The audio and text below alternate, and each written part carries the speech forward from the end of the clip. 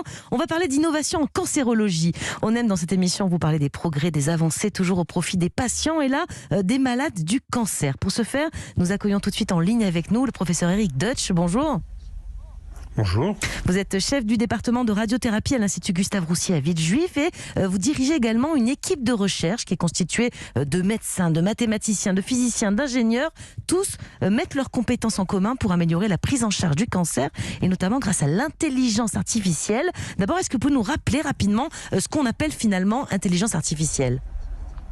L'intelligence artificielle, c'est en gros de développer des programmes pour apprendre, raisonner, classer, notamment classer des images, avec des programmes, avec des ordinateurs.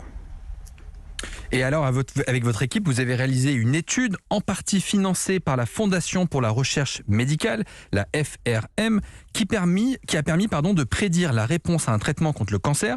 Expliquez-nous quel était un peu le contexte de départ. Voilà. Alors le contexte de départ, c'est que l'immunothérapie est une révolution en cancérologie et les principaux médicaments qui sont aujourd'hui utilisés en routine en cancérologie, qui sont l'immunothérapie, réveillent des lymphocytes qui vont aller induire une immunité antitumorale.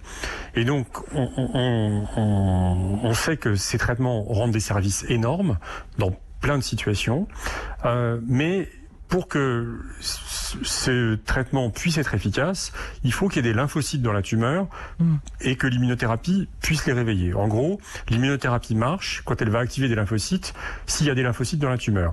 Et malheureusement, les patients pour lesquels il n'y a pas de lymphocytes dans la tumeur, ceux-là ne bénéficient pas d'immunothérapie. Donc ce qu'on a fait, c'est qu'on a mis en place en fait une banque de données qui était constituée de prélèvements de tumeurs de patients pour lesquels on savait s'il y avait ou pas des lymphocytes et on avait en même temps les scanners de ces patients. Et on a en fait développé un algorithme pour, à partir d'une image, être capable de retrouver la présence ou l'absence de lymphocytes dans une tumeur. Et ensuite, ce qu'on a pu faire, c'est montrer que l'algorithme qu'on avait développé, il était aussi bien que le microscope avec un médecin spécialiste pour voir s'il y avait ou pas des lymphocytes dans la tumeur. Et il était capable de corréler avec la réponse au traitement de patients traités par immunothérapie. Voilà. Et depuis, ces travaux ont pu être confirmés par d'autres études internationales. Alors, dans votre laboratoire, vous utilisez également l'intelligence artificielle pour améliorer la radiothérapie. Ça veut dire que la radiothérapie actuelle, elle est pas encore au top ?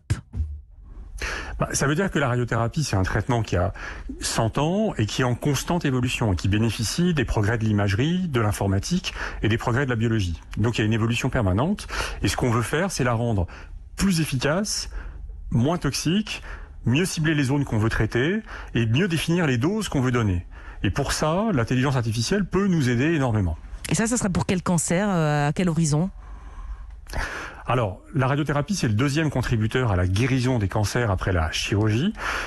Donc, c'est utilisé pour la quasi-totalité des tumeurs en pratique courante.